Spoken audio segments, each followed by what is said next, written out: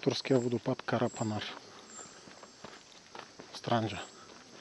За съжаление, сушата просто унищожава всичко. Тук се стича малко вода. Иначе явно е доста интересно място.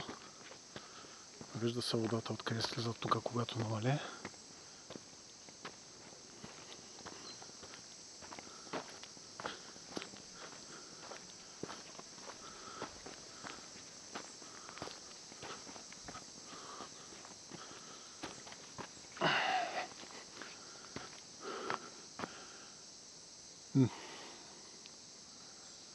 Намира се между селата Паспалово и Сазара. Сега Сазара се казва Чукурпанар, а Паспалово се нарича Армудверен.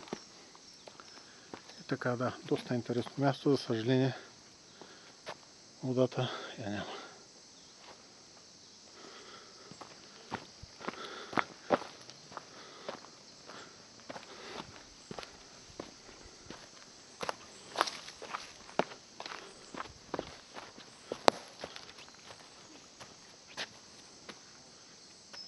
Според тебе тук водата процежда ли са?